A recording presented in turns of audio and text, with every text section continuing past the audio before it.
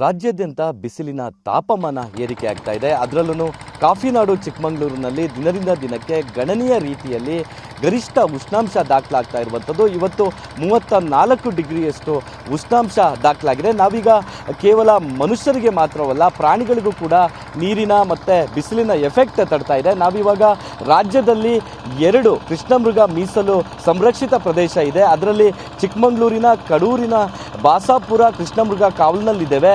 ಇಲ್ಲಿ ಸಂಪೂರ್ಣವಾಗಿ ಕೃಷ್ಣಮೃಗಗಳ ಒಂದು ಆವಾಸ ಸ್ಥಾನವಾಗಿರುವಂಥದ್ದು. 1800 ಎಕರೆಯಲ್ಲಿ 500ಕ್ಕೂ ಅಧಿಕ ಕೃಷ್ಣಮೃಗಗಳಿದೆ. ಅದಕ್ಕೆ ನೀರಿನ ಹಾಹಾಕಾರ ಎದುರಾಗಿರುವಂಥದ್ದು. ಯಾವುದೇ ರೀತಿಯ ಪ್ರಾಣಿಗಳಿಗೆ ನೀರಿನ ಸಂಕಷ್ಟ ಎದುರಾಗಬಾರ್ದು ಅನ್ನೋ ನಿಟ್ಟಿನಲ್ಲಿ ಈಗ ಅರಣ್ಯ ಇಲಾಖೆ ತೊಟ್ಟಿಗಳನ್ನು ನಿರ್ಮಾಣ ಮಾಡಿತ್ತು. ಆ ಒಂದು ತೊಟ್ಟಿಗಳಿಗೆ ನೀರನ್ನು ತುಂಬಿಸುವಂತಹ ಕಾರ್ಯಕ್ಕೆ ಮುಂದಾಗ್ತಾ ಇದೆ. ಯಾಕಂತ ಹೇಳಿದ್ರೆ 500ಕ್ಕೂ ಅಧಿಕ ಕೃಷ್ಣಮೃಗಗಳಿದೆ.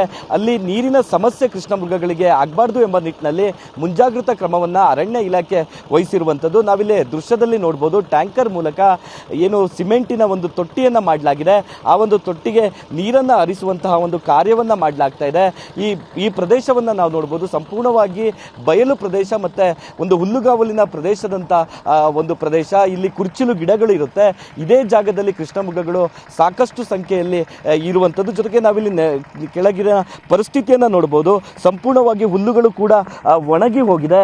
ಇಂತಹ ಒಂದು ಸ್ಥಿತಿ ಈ ಒಂದು ಕಾವಲಿನಲ್ಲಿ ಇರುವಂಥದ್ದು. ಇದರಿಂದಾಗಿ ಮಳೆ ಬರುವವರೆಗೂ ಈ ಒಂದು ಪ್ರಾಣಿಗಳನ್ನು ಸಂರಕ್ಷಣೆ ಮಾಡಬೇಕು. ಅದರಲ್ಲೂ ಅಳಿವಿನ ಅಂಚಿನಲ್ಲಿರುವಂತಹ ಅಪರೂಪ ಪ್ರಾಣಿಗಳಲ್ಲಿ ಕೃಷ್ಣಮೃಗಗಳು ಒಂದು.